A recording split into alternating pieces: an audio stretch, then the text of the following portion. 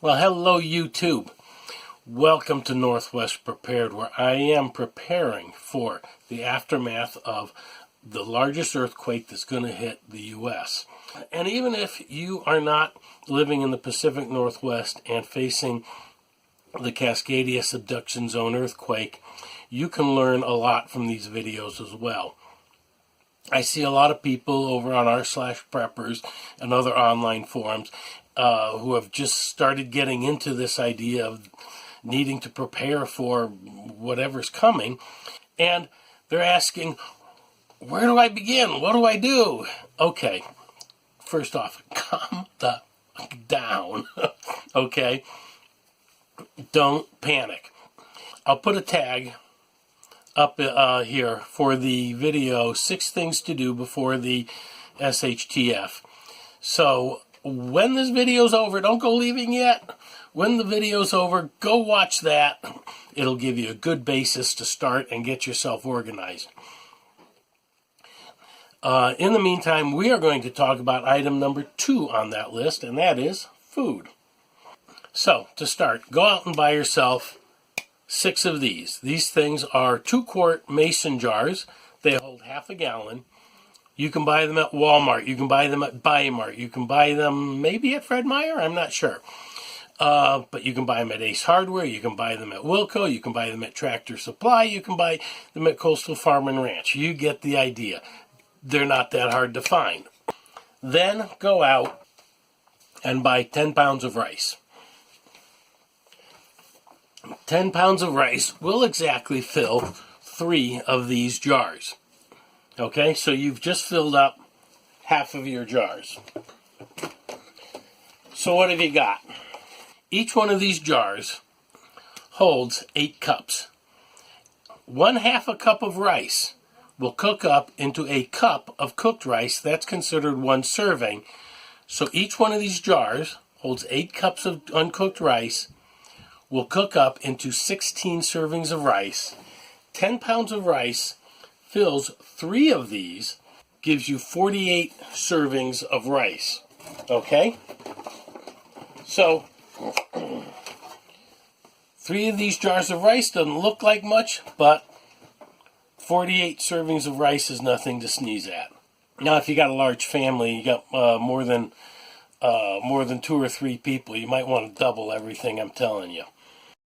Rice by itself isn't going to nourish you, and one cup of cooked rice, it's not going to fill you up. So, you've got to do something.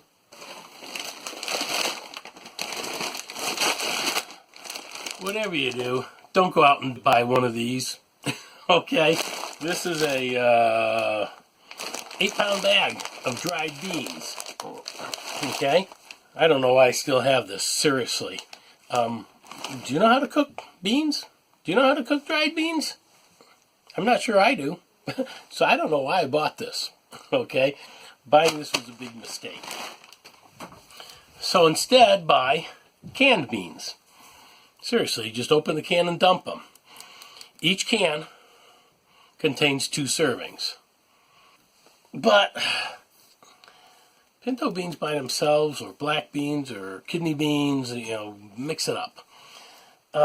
Isn't particularly tasty by itself. So the better thing is to get these chili beans. They're already flavored. They've got spices and flavors mixed into them, so you don't have to worry about how you're going to flavor your rice and beans, which rice and beans by themselves are very bland. You want to spice them up a little bit, but how? Just buy the pre-spiced beans, the chili beans, okay? So, let's see, you've got, what did we decide? We got 16 servings in each jar, so buy 8 cans of beans. Because you're not going to eat rice and chili beans for every meal. Baked beans are also a really good way to get rice and beans. These again are already flavored, so go ahead and get yourself about 6 cans of these. That'll give you a little bit of variety. Another thing you might want to get is some chili. But again, it's chili, it's got beans, it's got meat, it's flavored, all ready to go. Just pour it over the cooked rice. Very simple. I mean, this isn't high cuisine. It's just eating, okay? And another thing in here. What else do we got here? Campbell's Chunky Soup. It's more like stew. Don't dilute this. You just warm it up, split it, pour it over, pour it right over the rice and eat it. It's hearty. It's got meat. It's got spices. It's got vegetables. It's all ready to go. A good complete meal right there for you. If you get tired of rice and beans, you can get some Campbell's tomato soup. And again, don't dilute it. And you've got yourself a sauce. And you can do the same thing with cream of chicken soup. I did this all the time when I was in college. I'd get a chicken, I'd cook it up, I'd cut it up, I'd put some diced chicken in the fridge. At some point when I needed a quick meal, I'd make some rice, I'd pour some cream of chicken soup, the leftover pre-cooked chicken, and we had a meal. Again, it's good eating. So, you got 48 servings of rice, 2 servings per can of soup or beans. Get yourself 8 cans of soup, 8 cans of beans, 8 cans of whatever else. Okay, maybe this.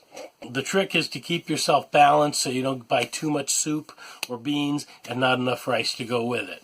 Okay, that's filled up half of your mason jar. You take the next 3, fill them up with pasta. Now I strongly suggest elbows or miniature shells, not the twirls. A 1-pound bag of macaroni will fill this to about here. So get 4 1-pound bags of macaroni or miniature shells and fill up the last 3 of your jars with this. Now, 1 cup of uncooked pasta cooks up into 1 serving of cooked pasta. So you've only got 8 servings of pasta in each jar. And then what you want to do is you want to go out and buy 12 jars, if my memory serves me right. You want to go out and buy 12 to 16 jars or cans of pasta sauce. Get several flavors of red sauce, but also get some Alfredo sauce. Get yourself some variety in there. The thing about these jars of sauce is that they'll keep for quite some time. You open them up, warm them up, pour them over the pasta, you got a meal. And again, you can use the Vienna sausage or any other form of canned meat that you have to give yourself a more complete meal. So there's your start. That's your start. And you can see I've got a lot more in here than just rice and pasta. I've got lentils, I've got pancake mix, I've got other things stored in these jars. But for right now, rice, beans, chili, chunky soup, those will get you on a really good start. Okay, now that you've got some basic food stored, if you haven't done so already, go to your computer, open up your file manager, create a folder called Be Ready. Open up a spreadsheet, and don't get all worked up over the fact that I'm using Linux on this machine. Whether you use Linux, whether you use Windows, whether you use Microsoft Office products, whether you use Macintosh, file operations are the same, spreadsheets work the same way. So you've got your food. Now what you want to do is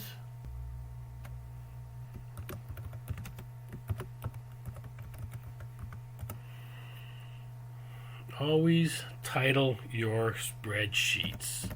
Bold up your headers.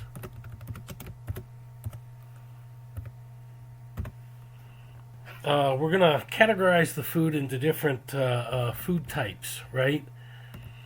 Then we're going to keep track of each individual item of food.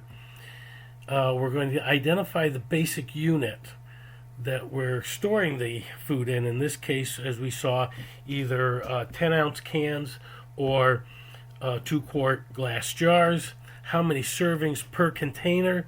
When we go out and buy, particularly the rice or the pasta, we got to know how many pounds to buy to fill up the jars. So we need to have how many pounds per container.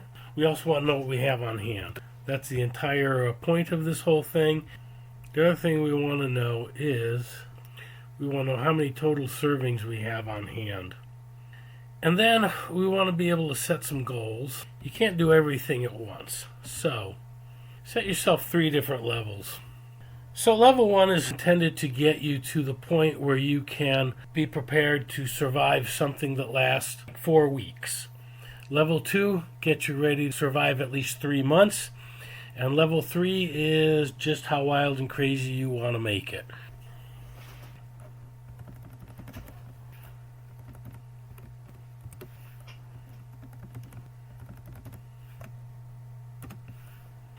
Great, we already know we have the basic unit is the 2-quart jar. There are, 16 servings per. Pounds per actually works out to 3.3. On hand, we got 3. Total servings becomes a formula. You're going to let the spreadsheet calculate it for you. It's a formula, so you start it out with equals. It is servings per container times the number of containers you have on hand.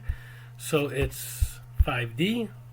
Actually, it's D5 times F5. And see right there, it calculated it for you. Now we also had pasta. And again, the 2-quart jar.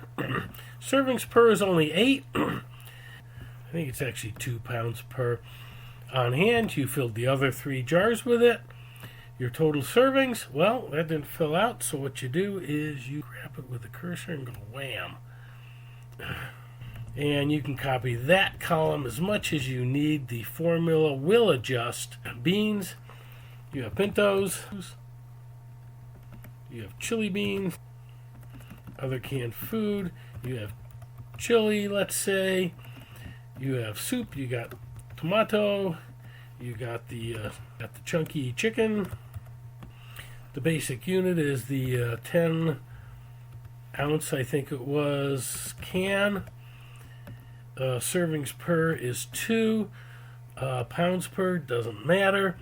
On hand, if you did what I told you to do, you bought 8 of each of these. Again, you got 2, 2, 2, and 2.